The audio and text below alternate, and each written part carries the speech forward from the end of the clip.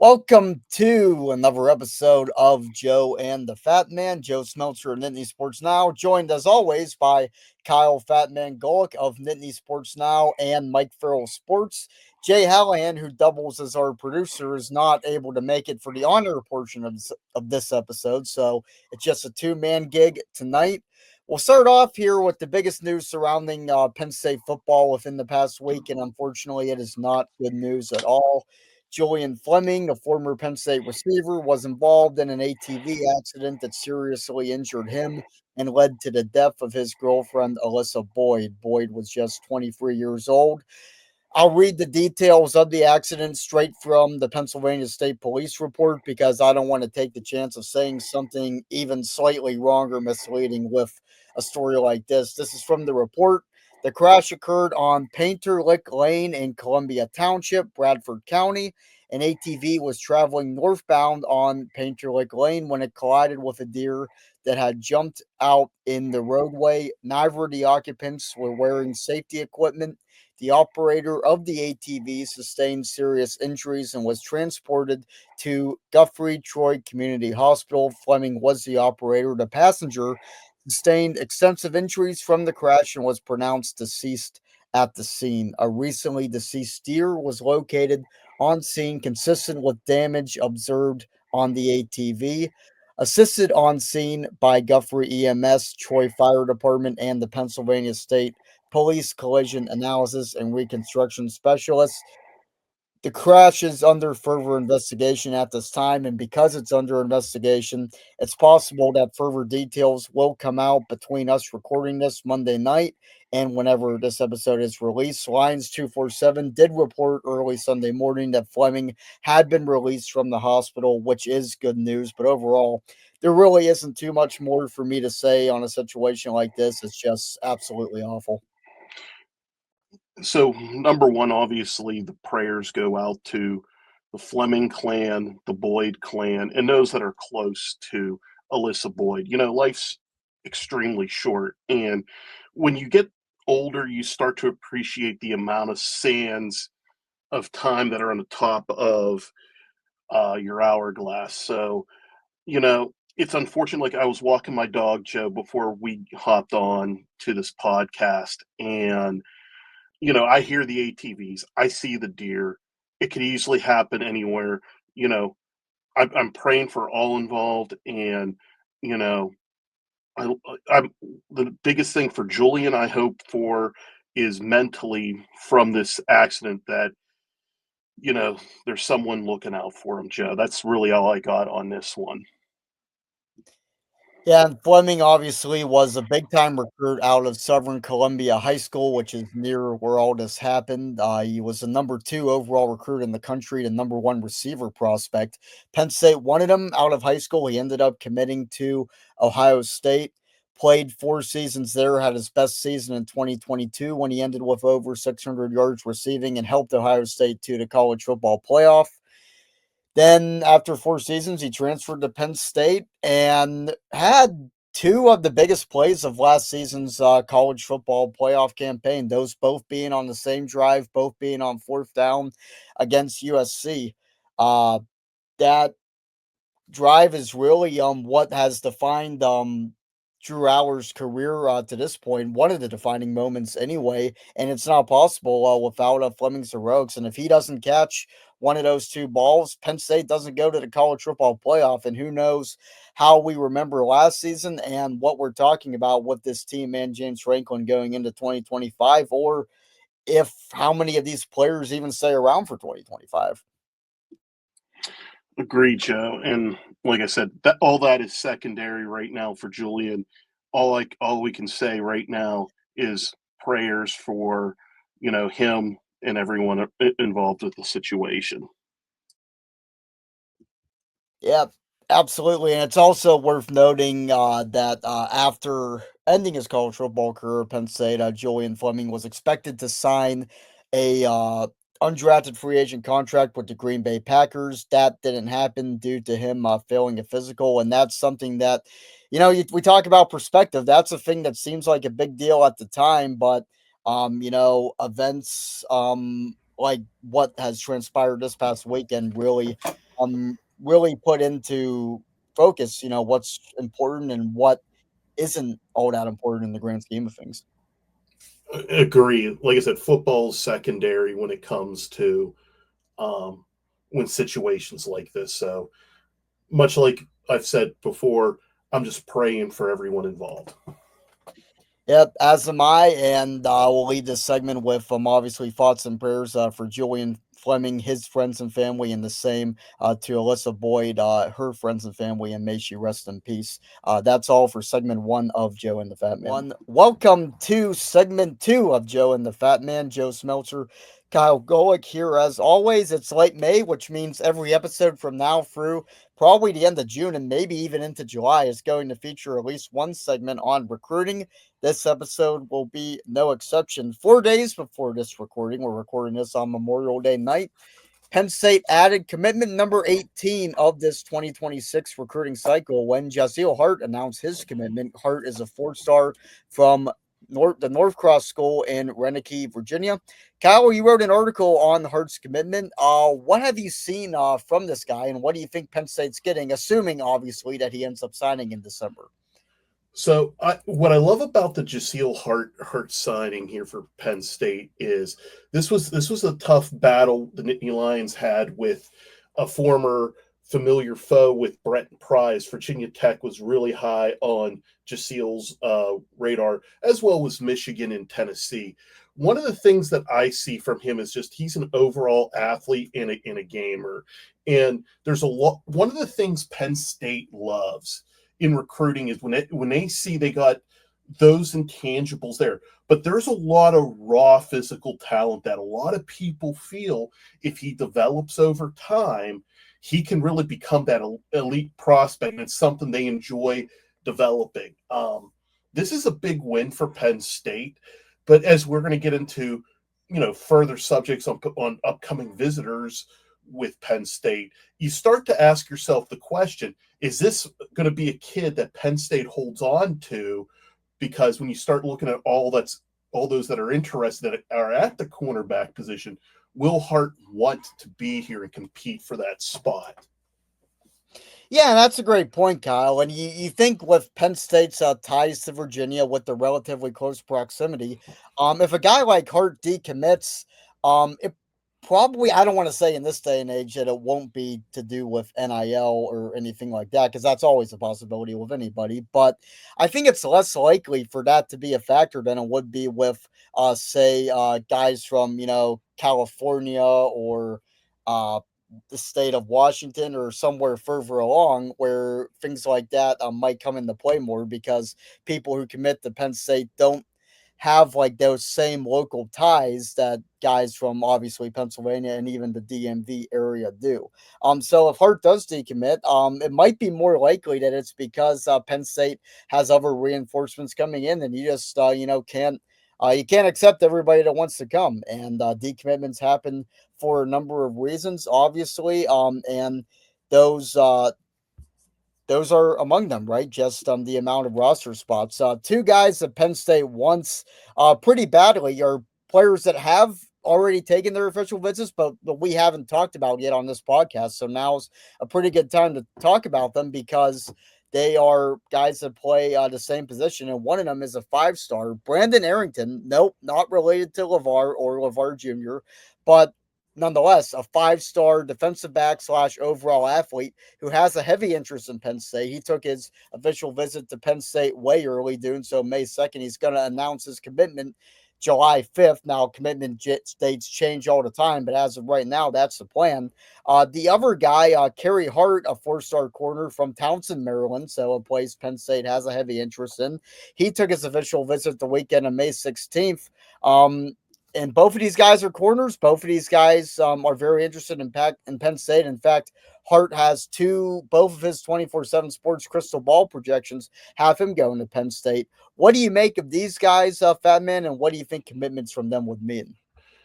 Oh, it would mean a lot. And you got to throw in a third name into the bunch with O'Brien there, who is, when you start taking a look at that, those are three high end corners. I know Joey's looking to play both ways, but still, that's where I led to my comments with just Jaseel Hart. Brandon Arrington out of Mount Miguel in California is an absolute complete prospect. I mean, he's rated in a 24/7 composite as the number 10 overall prospect in this class. This is about as good as you can get.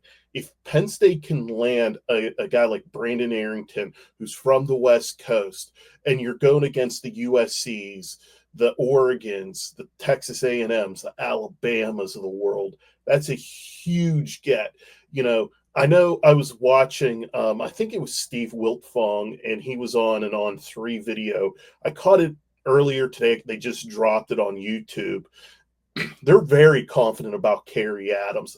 I know they're saying it's really between Penn State and Notre Dame. And one of the things they said on their video on YouTube was that according to Kerry, Penn State's the leader in the pack, but he still is yet to see Notre Dame. And a lot of things that they were saying is he was very impressionable. So again, and I get it, when you're that age and you have the Penn States, the Notre Dames of the world knocking at your door, you're going to be very impressionable. But if Penn State can land, we'll just say 2 out of the 3 even. I mean, I'm hoping O'Brien's the one, and I'm hoping Kerry Adams would be the other. I mean, it would be great if Brandon Arrington was in there, but just even say that. That is a huge get for this program. Penn State's right now an it program. And I mean, hopefully you guys checked out my column over the weekend about how great Penn State has reinforced dominating the state of Pennsylvania. I think a O'Brien commitment would absolutely reinforce that, because I would give Penn State, according to their 24/7 sports top 10, I think they'd have 7 out of the top 10 Pennsylvania prospects, which a lot of people are saying Pennsylvania has a really good class of 2026. It would really show dominance by Penn State. Yeah, some other places Brandon Arrington's looking at. He's the guy that everybody wants pretty much. He's got 44 offers, which is pretty absurd, but he's interested in Oregon. He's interested in USC, interested in Alabama. Those are 3 pretty heavy hitters. And as we mentioned earlier, he plans on announcing his commitment July 5th. As far as Kerry Adams goes, he has official visits set up to South Carolina, Oregon, USC, Notre Dame, and he's visited, I believe, Auburn, and he's taken an unofficial visit to South Carolina. But talking about Joey O'Brien, and I forgot to mention Texas A&M, which is listed as warmer on Arrington's 24/7 list. So make about that whatever you will. Texas A&M has a few problems, but recruiting hasn't been one of them over the past several years. But talking about O'Brien, we talked about this a little bit last week, but you wrote a pretty good column on what landing O'Brien would mean for Penn State. And the bigger point of it was that James Franklin has fulfilled his promise to dominate the state in recruiting, hasn't he? He absolutely has. I mean, you look back at since he got to Penn State, I believe only twice, he didn't get the number 1 rated recruit in Pennsylvania, either via traditional recruiting or the transfer portal. It's pretty astounding what he has done. And I think he's on a little bit of a streak now with that, because he was able to flip Andrew Olish in the last class to be able to continue the streak of landing number 1 kids. Bob Palko, and I think you know Bob a little bit more than I do. There has to be something between Bob, Terry Smith, and James Franklin that's cooking really well here in the Keystone State. I mean, I believe Bob's official title is Director of High School Relations. I mean, no one better than a guy who was the Don Shula 2021 NFL High School Coach of the Year, who led, I think, Mount Lebanon, which is a suburb here in Pittsburgh, to an undefeated mark in a state championship in Pennsylvania. As long as Penn State can own the DMV, Pennsylvania, New Jersey, and really cherry pick from like New York into New England, the top guys, they're going to be a force. It's going to be like what it was in the 80s when Paterno and Penn State had their golden era. It's going to be hard. It's like I mentioned in that same column. Glenn Mason talks about this when he was an assistant on Earl Bruce's staff at Ohio State. He goes, hey, this kid's in the Penn State DNA. He's from, enter, say, one of those states. He's going to end up a Nittany Lion. And that's where Franklin is at. It's the engine's starting to purr, Joe. It's starting to purr. Penn State is an it program. Franklin has his base, and now he's not afraid to go to the Californias, the Texases, the Floridas, and Georgias, etc., pick up these elite athletes to complement a great base that he has in this region. Yeah, just looking at the guys Penn State has from the 2026 class that are from the state of Pennsylvania, you got Matt Sig, who's you mentioned Western PA with Bob Palko and Terry Smith. He is the best player in Western PA from his class, number 2 overall player in the state, 75th ranked overall player in the country, the safety from Fort Cherry. You got Kevin Brown, number 3 player in the state, 93rd ranked player nationally. Peyton Falzone, a quarterback from Nazareth.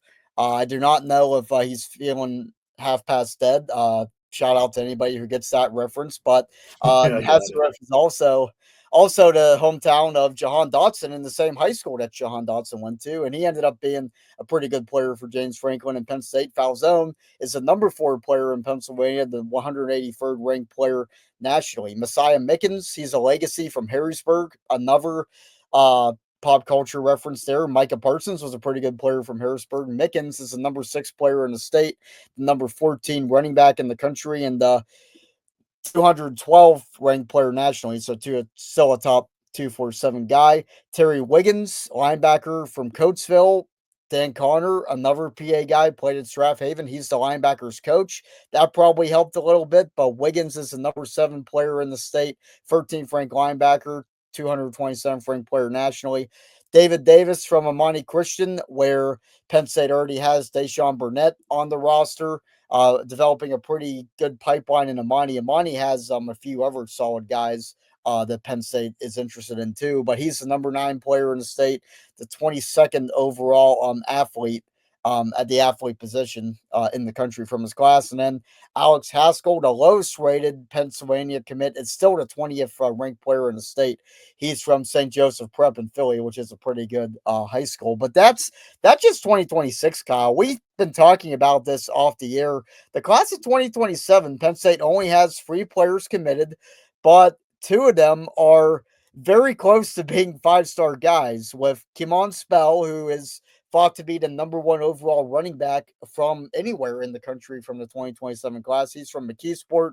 Khalil Taylor, a big time receiver, top 10 receiver in the country, ranked number 68 overall in the country. So he's could be a 5-star by the time he's ready to play college football, which won't be for a little bit. Still got 2 years. And then the third wheel is a pretty good third wheel, and Leighton Von Brandt from Delaware, a 6'6" offensive tackle. He's a 4-star and the number 6 overall offensive tackle prospect from that class. So the 2027 class really could be a monster. And for Penn State to have 1 top 10 caliber class is good, but to have 2 straight top 10 caliber classes in a row, I don't know if that's happened in the Franklin era. I don't think it has either, Joe. And it's one of those things that, when you look at what Clemson did under Dabo and what um, Georgia's done under Kirby Smart, it's consistently being top 5, 10 classes. And if Penn State could just stack them and then have a great hit rate like they did with the class of 2022 here, Penn State's going to be a perennial playoff threat, and it's going to start a reloading engine where Penn State will become that more of an it school, and they're going to be able to pick who they want across the country. That's why, even though I wrote a lot of good stuff about why Joey O'Brien's important, let's also remember Abdul Carter is also an alum of LaSalle College. So if Penn State's able to lure him and allow him to be a two-way player like in a Travis Hunter mold, and he lives up to the expectation, that's a program that Penn State can put into its portfolio as a legitimate pipeline. Because if, like, say O'Brien lives up to being, like, even if he's 75% of the player Travis Hunter was, he would still be an All-American. you would Yeah, have, he's half the player of Travis Hunter. That's just yeah, you're talking major pipeline, and that's, I think, what guys like Palco, Terry Smith, and James Franklin are doing. Yeah, and that's important because we just mentioned Messiah Mickens and David Davis, two guys from this 2026 class. Penn State had Micah Parsons from Harrisburg, which is where Mickens is going to. That might have had an influence. Deshaun Burnett, we don't know what's going to become of him yet. But him, I know just from talking to him that that's definitely helped in David Davis coming to Penn State. And other high schools, Pittsburgh Central Catholic has had Anthony Specca and Peter Gonzalez, two guys on the current Penn State roster. Neither of them are stars yet, and who knows if they ever become stars. But if Central Catholic does have a 5-star, high-end 4-star caliber player, those guys being at Penn State and having good experience at Penn State, that's going to have a huge influence too. So yeah, what you mentioned with the pipelines, that just could be absolutely huge in building Penn State, not just in the state of Pennsylvania, but think of the McDonough pipeline that they've established in Maryland with Denai Dennis Sutton, Curtis Jacobs, PJ Mustipher, just so many stars. And, Mustipher and Jacobs weren't necessarily generational talents at Penn State, nor was Devon J. Thomas. But all of those guys came to Penn State before Denai Dennis Sutton came, and Denai Dennis Sutton might be a guy that is the first defensive end selected off the board in next year's NFL draft. And that's what the kids want. They want to be able to be developed. They want to win at all levels. So that is enhancing their brand, playing in major and consequential football games. NIL's definitely a part of it. And the last part of it is being able to be selected high and often in the NFL draft. Penn State checks all those boxes. If they can start getting these kids and getting on a roll and producing NFL results with them, and they're playing in the playoff, they're playing in major bowls, they're playing in games of consequence, they're able to enhance their brand and leverage their NIL properly, the sky's the limit for Penn State with these guys. Yeah, absolutely. And I just confirmed with some scanning of past recruiting rankings on 24/7 Sports that no, Penn State hasn't had back-to-back top 10 classes under Franklin. They've had some great ones, 2018, 2022, maybe 2026, maybe 2027. We shall see. But going from talking about the future to talking about the past, sorry, Mark McGuire, we are going to talk about some of the best Penn State football games of the past 20-25 years. Kyle will be the lead man on that segment because he wrote all about it on Nittany Sports Now. This is Joe and the Fat Man. Welcome to segment 3 of Joe and the Fat Man. Joe Smeltzer, Nittany Sports Now, joined as always by Kyle Fatman Golick of Nittany Sports Now and Mike Farrell Sports. Our producer, our on-air talent who doubles as a producer, Jay Hallahan, is not able to be with us tonight. But Jay will be back in the fold before too long.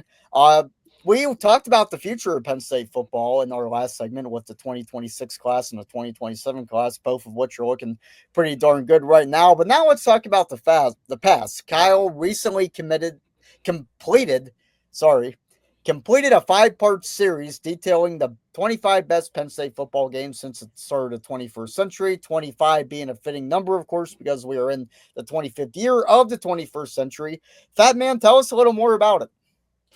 So, I'd like to give the audience at least a behind the curtains thing. So I'm going to probably be like Triple H a little bit and break kayfabe a little bit. So, we all subscribe to various writing outlets, and this inspiration came from the athletic series that they did with Stuart Mandel and gang for the 25 best, teams, players, games, etc. I'm like, well, why can't we do it here at Nittany Sports Now? So kudos to Stuart, who I got to meet at the Fiesta Bowl this past year. Absolutely fantastic guy, and I want to give proper attribution. So after stealing such idea, I executed said thing and did a 5-part series. And, I even gave in part 1, Joe, the best of the rest, 5 games that probably could have made it in my eyes. There's one game I wish I would have thrown on there, looking back on it now. And that's that, and I know a lot of Penn State fans are going to probably cringe when I say it. It's that 2017 Ohio State game, the one that they were up big in the fourth quarter, and they collapsed under pressure. They couldn't, Saquon couldn't get in the end zone. They had to settle for a field goal, and that gave Ohio State just enough.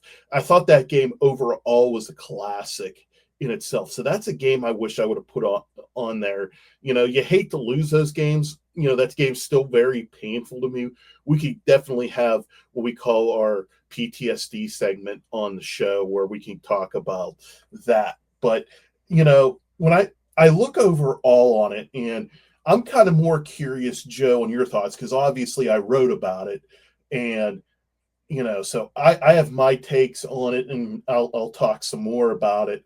What were your thoughts on the top, essentially the top 25? Do you feel I missed anything overall? What were your thoughts? Yeah, I think I would have definitely had that 2017 Ohio State game in there too. Because think about how much would be different if they won that game. Does Penn State have a national championship? Maybe not. Does Penn State even win the Big Ten? I think there's a pretty good chance because this was back when it was East and West, and the East just rolled over to West in every single Big Ten championship game. It seemed like, but um, the big game James, the sarcastic big game James label that James Franklin has, if he beats Ohio State 2 years in a row, one of them being in Columbus, does he have that label? How long does it take for him to get that label? And if they beat Ohio State 3 years in a row, which they very easily could have in 2018 too, the 4-5 game, uh, you know, how much how much do we talk about James Franklin's failures in big game? Because if any defenders of Franklin would point out and say, "Well, he beat Ohio State 3 years in a row when Ohio State was in the top five," I think they And were in it's the with top five Urban Meyer. with That's Urban with Meyer. I don't know how anybody could say that about James Franklin. So maybe he doesn't have a national title. Maybe he doesn't even have an extra Big Ten title, especially 2018. I mean that team was gonna run out of gas, I think, eventually, regardless of what happened in that Ohio they State really game. didn't But have the offensive support in 18. I mean, it was Trace McSorley all day long. I mean, McSorley set some amazing records that year from the yeah, quarterback position. So yeah, you're right. You're right on that one. But they should have gotten Ohio State that year yeah. for And sure. I think that this is getting a little off gears, but talking about 2028, you had other weapons that probably could have been utilized better. Did Penn State get the most out of Miles Sanders? Maybe not. Jahan Dotson was a true freshman. I don't think they really knew what they had in him yet. So it was basically KJ Hamler and Pat Fryermuth were pretty much all that Trace McSorley threw to. And then even in the next season, when Sean Clifford became the quarterback, those were the two guys he threw to as well. It took a little while, I think, for Penn State to realize just how good Jahan Dotson was. But talking about the rest of your list, I don't want to spoil it too much, but I liked how highly rated you had some of the games that Penn State didn't win.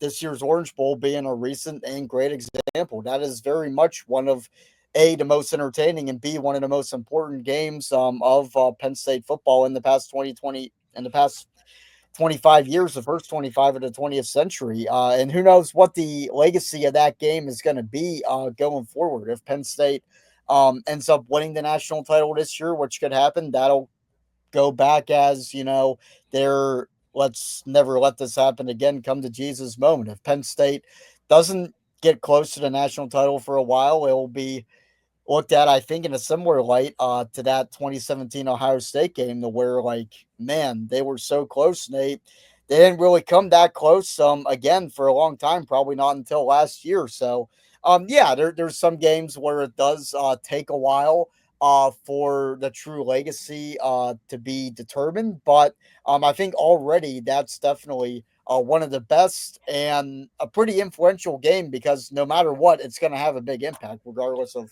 whether Penn State's response is positive or negative. I also liked your inclusion of the Rose Bowl, simply because how if Penn State won that game, how impactful would it have been, and how much would be changed? Who knows? But it's probably one of the top five college football games I've ever watched. a pure entertainment value, so it should be on the list for that reason, if nothing else. Yeah, so our fans can watch me if they're watching the YouTube portion of it. I'm trying to find my Rose Bowl ticket stub. I'll find it here in a bit. But anyhow, Joe, back to the 2025 Orange Bowl. I wrote in the column you there's a generation of Penn State fans that remember the 79 Sugar Bowl. And they hold that game in reverence because they knew and appreciated how good that game was. And it was the heartbreak at the end between the goal line stand and then the too many men on the field that allowed Alabama to run the clock the rest of the way. When you think of the 2025 Orange Bowl, it had that slow simmer that as the game just went on, it was like a good heavyweight match where once the boxers got comfortable and they kind of figured each other out, the action became very intoxicating as a viewer. You were seeing haymakers thrown. Nicholas Singleton could have easily had the greatest bowl game performance by Penn State ever. If he catches that first half touchdown there, we're probably thinking something completely different about that game. Like you think of, and I always forget who was the DB that fell on the Jaden Greathouse touchdown to tie the game. That was Cam Miller. Yeah, a lot of people seem to forget about that little aspect. That was late in the game. I think it was with 5 minutes to go in the game, and what ended up happening is that's a play like had he been in coverage and they would have been able to stop him. Maybe Notre Dame doesn't tie the game. Maybe it's a 24-20 affair. And then what Penn State's doing is just grinding clock out, and they win a tight game there. So, the Drew Alar pick will always be there as one of the most painful things. And, I applaud the Notre Dame video that I added to that article because that literally is what I feel every time I see it. So hopefully people can agree on that. To me, Joe, on the list is, I will say this. Everything from about 18 to 25, you could argue if the game belongs, doesn't belong in there. And there's some absolutely good games in there. But I really feel from that 2019 Michigan game all the way up to the top. And we're gonna do some spoilers here because you could always read what I wrote. All the way up to the 2016 Ohio State game, which I named number one. I think that all those games belong. I don't think you could do a list and not have each of those games there. I mean, each of those games, when you mention them, you go, yeah, that belongs. Oh, that belongs. Okay, yeah, that belongs. So I'm very confident on that. So a couple things I'm going to ask you, Joe, is do you feel that I had the first ever college football playoff game against SMU properly rated? Remind me, where did that come in at? That came in, I believe, at number 12. And it is indeed at number 12. Yeah, I mean, I think it has to be on there. It's one of Would the you best. have had it higher or lower? Or was it properly rated? 12 is about the middle, so I mean, I think it's fine. I don't think it should be really in the top 10 because they were supposed to beat SMU, right? It wasn't a good football game, like just from like a pure football standpoint, but it should be, I think, in the top 15. You had it at number 12, which I think is good. It should be on the list and relatively high on the list because it was the first playoff game in Beaver Stadium history, and it was one of the best atmospheres in Beaver Stadium history. So yeah. The game that I was torn with it was the number 14 game, the 2023 Rose Bowl against Utah. Would you have rated higher the Utah Rose Bowl or the playoff game at Beaver Stadium? The playoff game. Because what did the Rose Bowl really do long term? Fair enough. Now, the one that really agonized me a good bit was at the top 10 level of what was joining the top 10.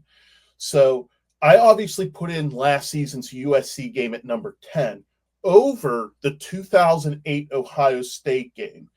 Do you feel that's fair or foul? I think that's fair because the '08 team, I value what the long term impact was pretty highly, and the '08 team lost the next week. So, or was it? It might have been the next game. I forget if they had a bye after that or not. I think I think it was a week or two after when they went to Yeah, I think it was in Iowa City. It was definitely the next game. So, and because that 2024 USC, that 2024 Penn State team took advantage of beating USC by winning at Wisconsin on the road, winning at Minnesota, getting to the Big Ten championship game, which with some help from a mediocre Michigan team beating Ohio State, and then making it to the college football playoff semifinal where Penn State had never been before. Yeah, I think that game both for quality of play was great, for entertainment was great, and it did have a long-term impact because Penn State doesn't go to the college football playoff if they don't win that game. I think the Ohio State game does belong on that list because they beat a great Ohio State team in the shoe at night, a very gritty Big Ten style football game. But at the end of the day, they squandered that opportunity, whereas the 2024 team didn't. So the one that, and I was talking to a couple of my buddies about this, to me, the two loudest times I've ever heard Beaver Stadium was, the Rich Gardner pick six against Nebraska in 2002 and Grant Haley, Marcus Allen's block, Ohio State 2016. I wasn't at the 2005 Ohio State game in Beaver Stadium. Everyone's now I have that game outside the top 5. I have it at number 6. Do you feel I underrated that game, Joe? A lot of my friends feel that game should have been in the top 5. And if it was, and a lot of people feel it should have been in the top 5. The thing is, do I drop, that Rose Bowl that they lost? Do I drop, the Big Ten championship game? Did I overrate the Nebraska game? There's a lot to be deciphered there. Yeah, I would have definitely put Ohio State 2005 in the top 5. I would. I might have even had that as high as like number 3, maybe even number 2, just because it really made the same type of impact 2016 did. That's the one. And here's my thing, and I'm going to give, spoiler alert. If you don't want to hear this, probably fast forward for the next 2 minutes. So my top 5 goes the 2017 Rose Bowl at number 5. Number 4 is the 2016 Big Ten Championship. Number 3 is the 2025 Orange Bowl. 2 is 2002 Nebraska, and 1 is 2016 Ohio State. Now, here's the, and this is one of the situations where, if like being a New York Yankees guy, when you got Ruth, Gehrig, Mantle, DiMaggio, Jeter, and others, you only got 4 spots on Mount Rushmore. So, and we're in a similar situation here. Part of the reason I keep that Rose Bowl as high as I do is it is absolutely one of the best football games that has ever been played. I mean, it broke so many records. It was truly a heavyweight fight of back and forth. Yeah, it hurts to lose that one. That one might be the low-hanging fruit there. But the reason for the other 4 being in there, obviously the 2016 Big Ten Championship games was Penn State's greatest comeback in the first 25 years. Do you think? I don't think there's a game Penn State's had a better comeback in than that game there.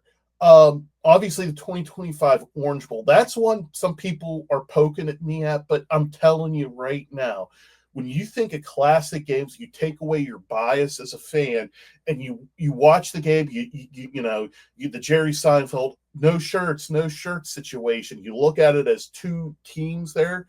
That is as good as a football game as you're going to get. And think about it. That's a game Penn State should have won. It was a game like I think we were all confident Penn State could have won, and they really were there for it. The 2002 Nebraska, for some folks, that's another one of the low-hanging fruit. Someone might say, why'd you put Operation Visine at number 2? And I'm going to, when you look at those dark ages of Penn State at the beginning of the 21st century, that is the lone bright spot. And that's not why it should be there. Think about what Nebraska was before that game. They had just played in a national championship. They had a Heisman Trophy winning quarterback. They had an exceptional record under Frank Zolich at that point. And in the aftermath of that game, they barely are winning 55% of the games. They've only appeared in one New Year's Six bowl game. And for Penn State, they completely annihilated that team. That team just took a nosedive because you look at all the winning success Nebraska had since the Bob Devaney era. So you're talking in the 1960s, okay? Penn State beat Nebraska so bad they went 7-7 that year. They were as automatic as 9-3 under Tom Osborne at minimum. That was earth-shattering. That was Jamal Lord, who was the Nebraska starting quarterback at that game. That was his first road start. You had the 1994 issue come up there. The way Penn State won that game, I don't think Penn State's in the 21st century. You could probably say the Pitt 2018 game, the grudge match back at Heinz Field. That wasn't really anything Penn State did. Pitt was just that bad. Like, I don't remember like KJ had some great plays, Sanders, but that was mainly Tompkins had that great return there. But that Nebraska game, I don't think, and remember, Nebraska was ranked in the top 10. Penn State was a fringe top 25. I think they were number 22 in that game. I don't know if Penn State has had that sort of, domination of a highly ranked foe like that. And there's so much to that. There's so many layers to that. And when you talk style, and think about it, Nebraska hasn't recovered. So when you see that Nebraska fan that wants to come at us about 1994, like, oh, aren't you mad about 1994? We got you on that national championship. Well, Penn State fan could just mention Mike McCluskey in '82. That'll win that conversation. You don't even need to do that. Just do the 2002 game. That's all you got to do, because they haven't been relevant since at all. Like, it was such a domination. Like, there's very few games and times when an opponent can do that. So that was there. Obviously, my number one was 2016 Ohio State. That game is such a seminal moment, an important moment in the Franklin era. So, I like I said, it has probably the greatest moment and just what it all means to the program. So, Joe, I yield it back to you. That was awesome. You can check out all 5 parts of Kyle's series on the top 25 Penn State football games of the first 25 years of the 21st century. He'll also be breaking down the top 25 players of the 21st century. Part 1 is already up. Part 2 is going to go up shortly. And who knows what parts will be up by the time this episode airs. But this is Joe and the Fatman. We're rounded third, headed for home. Welcome to the 4th and final segment of this episode of Joe and the Fatman. It's our mystery box, and this is Fatman. This is your baby, so take it away. So before I do the mystery box, so from the previous segment, as I was frantically looking, here is that 2017 Rose Bowl lanyard and stub for those watching on YouTube. So yes, it does exist, and yay, ticket stub. Go me. Nice. All right, so mystery box time. So mystery box does not have to do with the 2017 Rose Bowl. I mean, even though I like talking about it, it's still very painful, even almost a decade later to talk about. So this week on here, I'm going to preface it like this. I don't want to get into the politics of anything. Let's keep it sports. So everyone's favorite quarterback, Aaron Rodgers, appeared on, I believe it was Joe Rogan, and had some things to say about how a certain disease was manufactured. Now, we're not gonna touch it because we know Aaron Rodgers is that. Let's keep it to sports, and this is where I'm going, Joe. Do you see him being a Pittsburgh Steeler or any other team this year? And again, we're keeping it to sports. Do you see him playing in the NFL this year, or is he done? He'll play with the Steelers. I think from everything that's been reported, everything he even kind of hinted at it. He was being interviewed by Mike Stud, a rapper, for whatever reason, but he said somebody asked him if he'd ever play for the Bears, and he got a barman at the Bears first, because obviously he is a Packer first and foremost, and then he did mention that he was going to be playing against the Bears. The Steelers do play the Bears in November at Soldier Field. He said playing in Chicago specifically, which makes it seem even more likely. But yeah, it just feels like a formality. I think Aaron Rodgers is the best realistic option the Steelers can get. He would only be here for a year, maybe 2 years. Who knows? But in any case, whether it's Aaron Rodgers, Mason Rudolph, anybody else, the Steelers are going to be looking for a quarterback in 2026, and that's been their biggest bugaboo, as we all know, since Ben Roethlisberger retired. The Steelers were hoping for Rodgers to Favre, or Favre to Rodgers type transition, or even a Rodgers to Love type transition that Green Bay has been blessed to have. But they haven't gotten that. It's more like what happened in the 80s when Terry Bradshaw retired. I don't see him coming to Pittsburgh. I think he's going to start rubbing people the wrong way. Like, Joe, you're a Pittsburgher like I am. And it just feels like this guy is just out there. And I understand everyone's about the Tomlin never having a losing season and whatnot. And especially with a great quarterback class coming up. If there ever was a year for the Steelers to have that losing season and get the right piece, it's a now.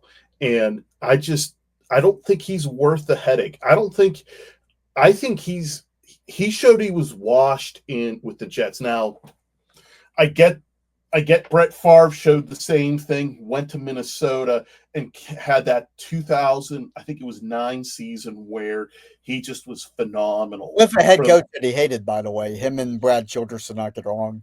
This is true. So, people point that out, but again, it's apples and oranges. I just think Rodgers is, I don't know. I think the Steelers should just roll with Mason Rudolph.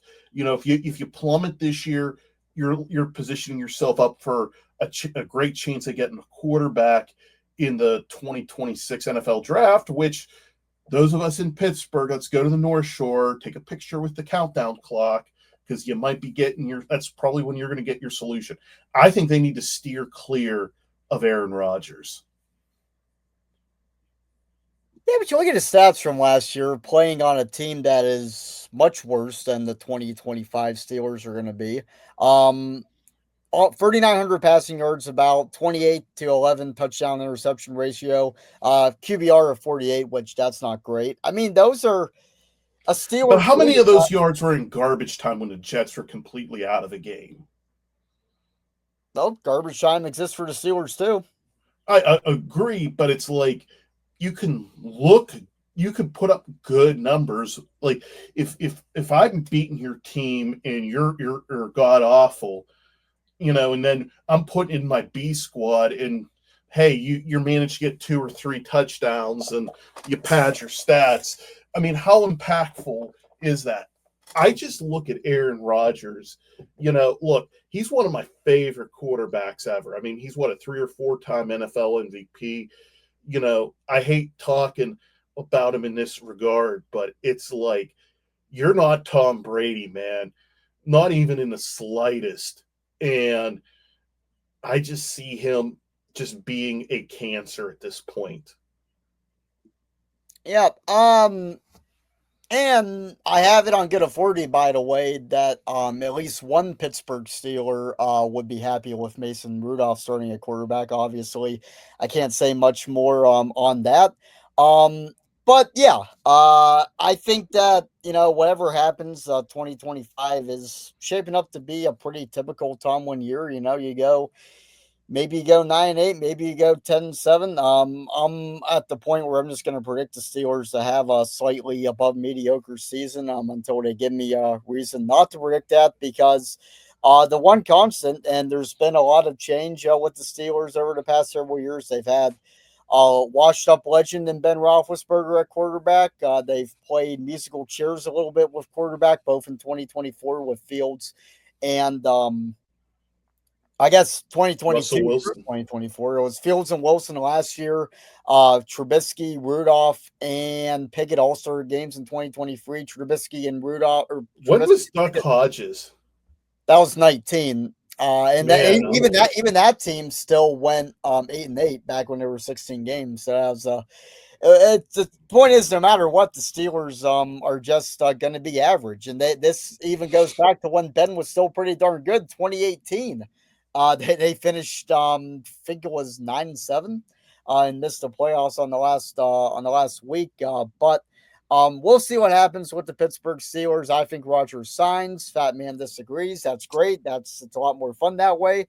And it's been a fun episode of Joe and the Fat Man.